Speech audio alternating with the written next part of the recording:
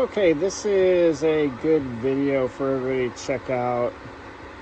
And if you know any pool plumbers, please send them a link to this because they're doing it wrong.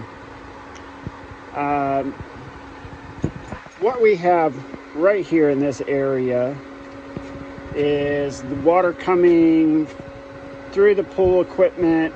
We just added solar, so it goes through the solar.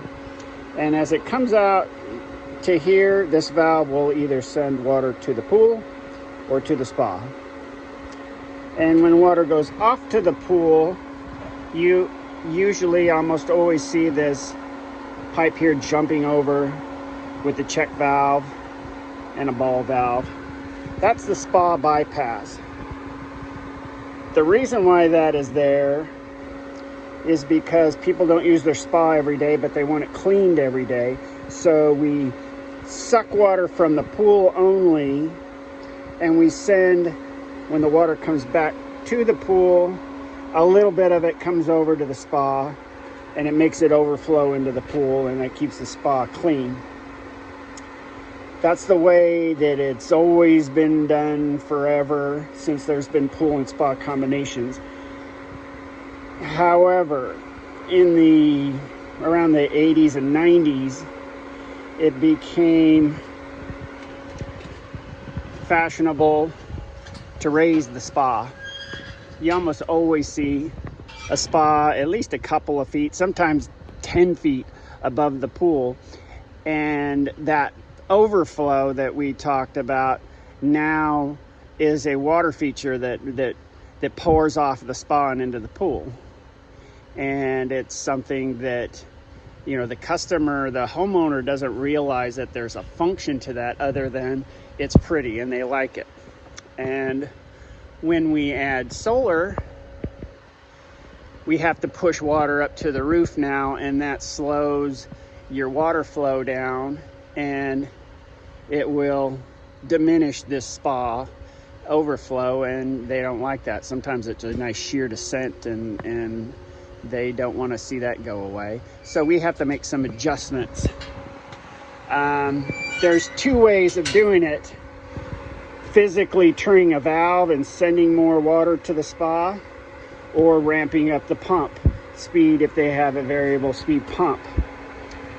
You don't really want to do that if we don't have to. I have the pump ramped up enough to flow the solar properly, but it's not enough to push out the air that purges from the solar.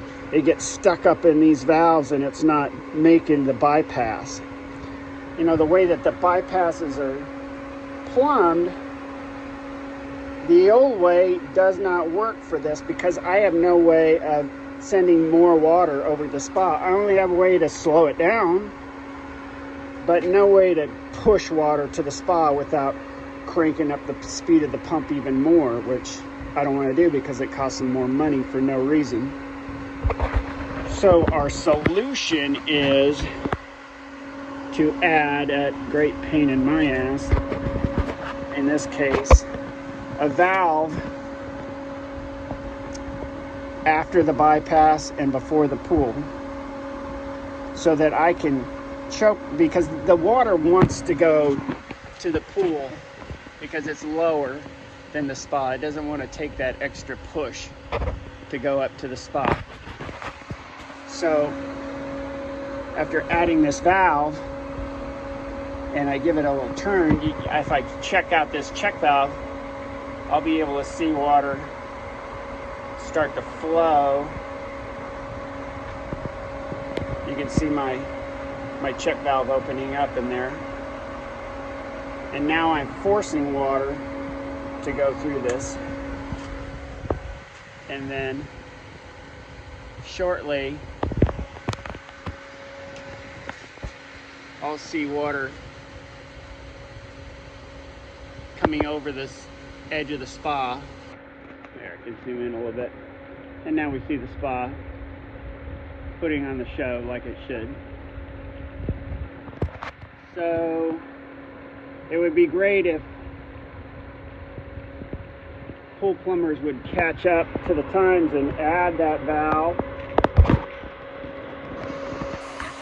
or they can just, you could forget all this bypass, put a check valve here to the spa and adjust this valve here to send more water over the spa. That'll work too. But the plumber doesn't know how to adjust the cams on this valve.